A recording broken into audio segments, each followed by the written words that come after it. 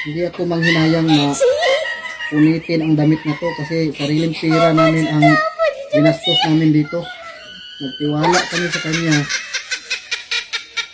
dahil kala namin siya ang magbibigay ng kaginawaan sa mga Pilipino.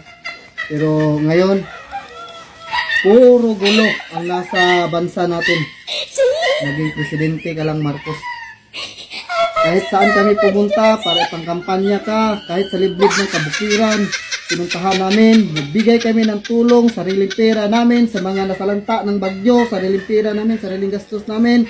Pero ikaw ang aming sinisigaw na ikaw ang iboto. Dahil may tiwala kami sa iyo, pero sa paglingkod mo nang naging presidente ka,